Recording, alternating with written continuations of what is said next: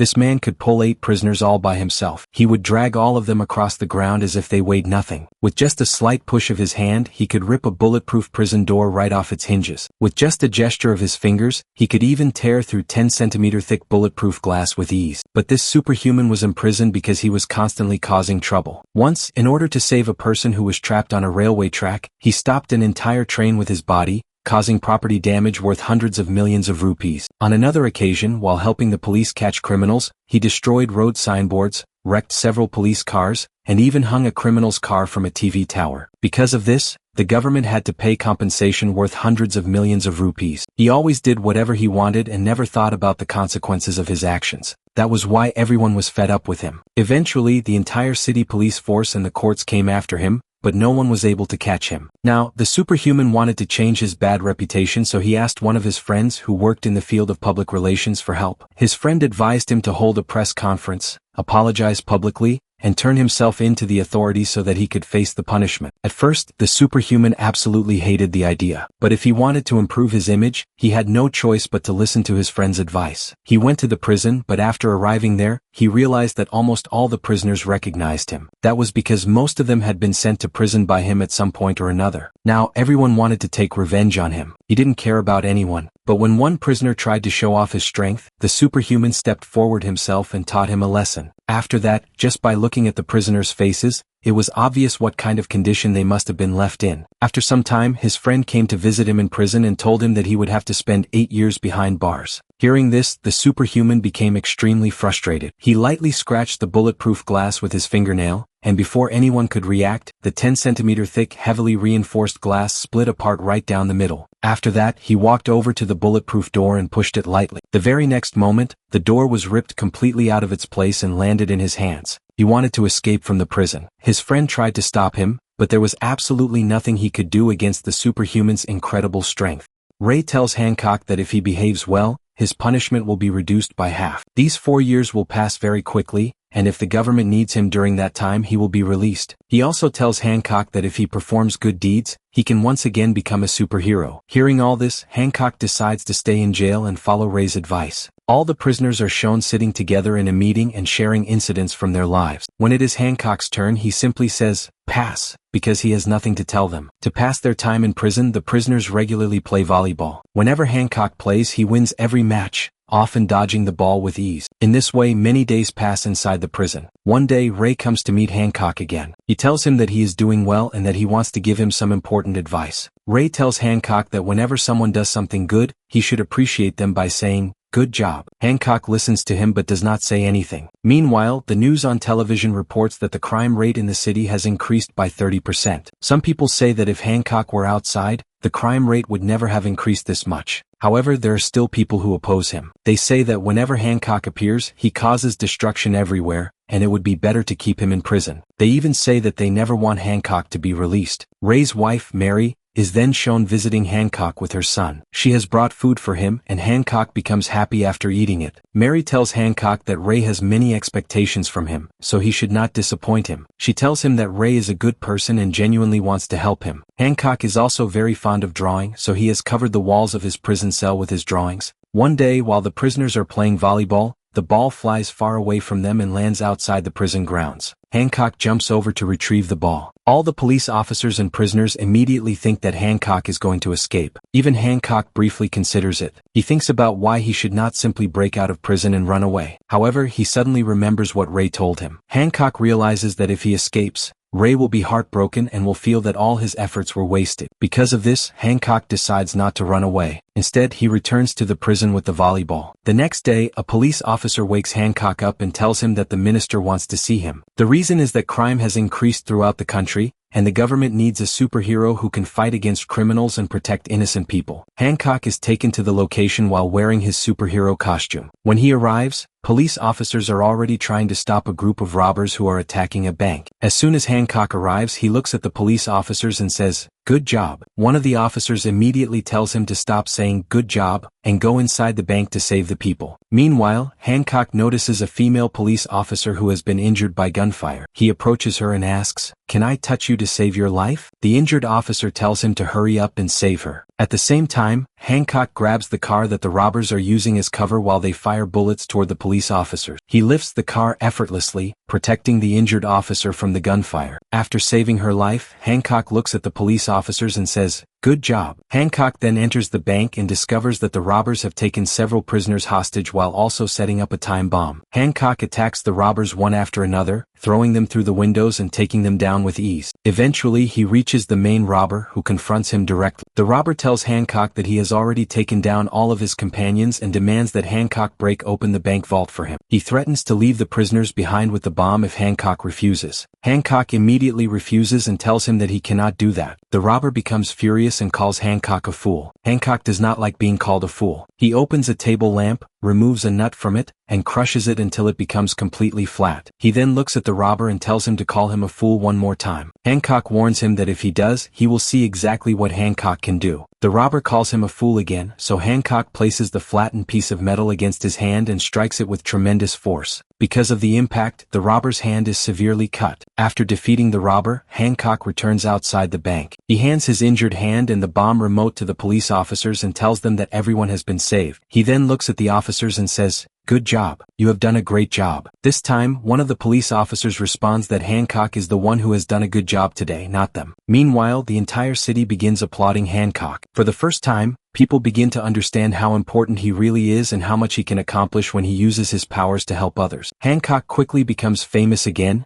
and the media and news channels begin talking about him everywhere. That night, Hancock, Ray, and Mary sit together at a restaurant for dinner. They spend the evening talking and sharing stories about their lives. During the conversation, Ray tells Hancock that he once had a son with his former wife. However, his wife later died. One day, when Ray went to the mall to shop for his son, he became confused and did not know what to do. It was at that moment that he met Mary. She understood that Ray was struggling and recognized the worries he was carrying with him. Mary helped him during that difficult time, and eventually she decided to stay with Ray and live with him permanently. Mary says, "Yes, I haven't found a person like Ray in my entire life. He is a very nice person." Hancock then asks them to tell him something about themselves. Hancock explains that many years ago, someone brutally attacked him and nearly cut off his head. Because of the attack, his head was badly injured. The people who found him took him to the hospital, but after a short time, his wounds completely healed. When Hancock woke up, there was no one around him. When he checked his pockets, he found only 2 tickets for a movie. He tells them to believe him because there was absolutely no one there to take care of him. Hearing this, Ray asks Hancock why this incident was never reported in the news. Hancock replies that it happened almost 80 years ago. He then reveals that he is immortal and cannot die. Ray becomes drunk during the evening, so Hancock carries him on his shoulder and takes him back home. While Hancock is leaving, he sees Mary, and for some unknown reason, the two of them immediately feel a strange attraction toward each other. Suddenly, Mary grabs Hancock and throws him a great distance away. Hancock is completely shocked because no ordinary person can even touch him and bullets cannot hurt him. He wonders how Mary could possibly have become strong enough to throw him so far. Mary then reveals the truth. She tells Hancock that she is also like him and that she has superpowers too. However, she warns him that if he tells Ray about her powers, there will be serious consequences. The next morning, when Ray wakes up, he notices that the wall of his house has been badly damaged, and his car is also in terrible condition. Mary tells him that Hancock sneezed during the previous night, and his sneeze caused a huge hole in the wall. Ray becomes shocked when he realizes that Hancock's sneeze alone can create such a massive blast. Hancock also arrives at the house. To control the situation, Mary tells him, "Hancock, you sneezed yesterday and that's why our wall was destroyed, so please don't sneeze too hard today." Hancock supports her statement and says that he usually sneezes whenever there is dust around him. Suddenly, Ray receives a phone call from his boss. While Ray is distracted, Hancock starts teasing Mary. He tries to stab her with a sharp object near her shoulder and then hits her on the head with a roller. When he is about to attack her with 2 pans, Mary notices what he is doing. Hancock tells her, "I can do this all day." Mary becomes frustrated and asks Hancock, "What's your problem? What do you want? Why are you doing all of this to me?" Hancock replies that he simply wants to talk to her and asks her to meet him at his home that evening. Mary agrees. As Ray leaves for the office, Mary goes to meet Hancock at his home. Hancock asks her, "Who are we, and how did we get these superpowers?" Mary explains that throughout history, People have called beings like them gods, angels, and even superheroes. Hancock then asks if there are other people like them. Mary tells him that there are no others left because they are all dead. She explains that their existence goes back more than 1,000 years. Hancock then asks Mary who she is to him. Instead of telling him the truth, Mary lies and says, "I am your sister." Hancock immediately refuses to believe her. He tells her that it is impossible because of the strange attraction he felt toward her. He says that he does not believe she is his sister and that she is clearly hiding the truth from him. Mary insists that she is telling the truth and asks Hancock to believe her. Even then, Hancock remains suspicious. He finally tells her that it is okay and that he is going to tell her husband Ray the truth about her. Mary tries to stop him and the two of them begin fighting. A massive battle breaks out between Hancock and Mary. To stop Hancock, Mary grabs a huge truck and throws it directly at him. Hancock fights back and refuses to let her overpower him. Mary becomes furious, and her anger causes a massive storm to form around them. Dark clouds spread across the entire city,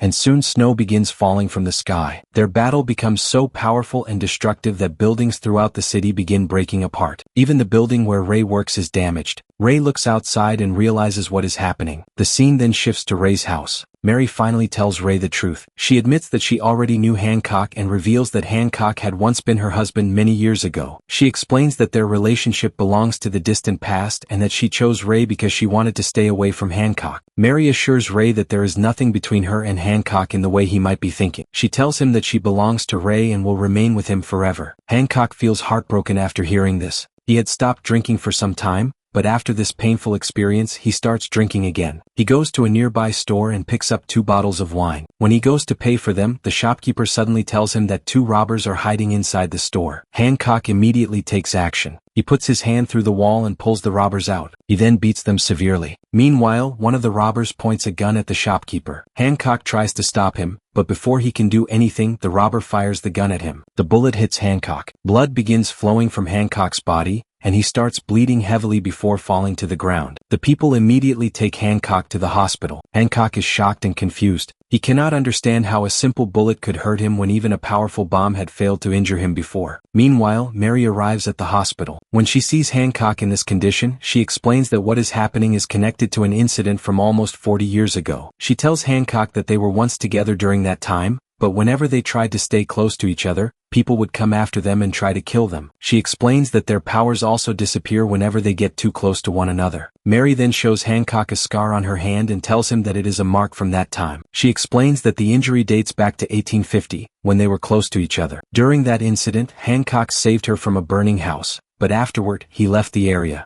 Once they moved away from each other, their powers gradually returned and their bodies recovered. Mary tells Hancock that something similar had happened almost 80 years ago as well, which explains the story Hancock himself had previously remembered. She explains that whenever they moved far away from each other, they recovered. While they are talking, the robber whose hand was previously cut by Hancock arrives at the hospital. The injured robber takes out his weapon and shoots Mary. Mary is seriously injured by the attack. Seeing Mary in this condition, Hancock becomes furious. Despite his weakened powers, he still possesses incredible strength, and he begins taking down the robbers one by one. Although his powers have been reduced, Hancock is still far from being an ordinary human, so he manages to defeat most of the criminals. Finally, only the robber whose hand Hancock had cut remains. The robber attacks Hancock repeatedly and shoots him with bullets. Hancock feels tremendous pain, while Mary is also suffering from her injuries. The robber then tells Hancock that if he is going to hell after death, he should be thankful to him because he will be the person who sends him there. He tells Hancock that he has now become completely human and that nothing can stop him from dying. Just as the robber is about to fire the final bullet directly into Hancock's head, Ray arrives. Ray attacks the robber and cuts his other hand with an axe, stopping him before he can kill Hancock. However, it is already too late. Mary is no longer breathing and her heartbeat has stopped. Hancock remembers what Mary told him earlier. Whenever the two of them are too close to each other, their powers disappear and they can become vulnerable. Remembering this, Hancock realizes what he must do. He gets back on his feet and jumps out of the hospital window. As Hancock moves farther away from Mary, her heartbeat begins to increase. Hancock keeps moving farther away from her, and Mary slowly begins breathing again. Hancock continues flying higher and higher into the sky. Eventually, he jumps so far and so high that he reaches the moon. After Hancock gets far enough away, Mary finally regains consciousness and completely recovers. 6 months later, the story moves forward. Ray's family is shown living happily together. They are enjoying ice cream and spending time together. Meanwhile, Ray receives a phone call from Hancock. Hancock invites Ray to look at the moon for the first time. Ray looks toward the sky and notices a symbol there. He then approaches other businessmen and encourages them to perform good deeds and help people. Hancock has finally returned as a true superhero, using his powers for good and assisting people whenever they need him. After everything he has experienced, Hancock has changed completely and has finally become the hero that Ray always believed he could be. This marks the end of the film.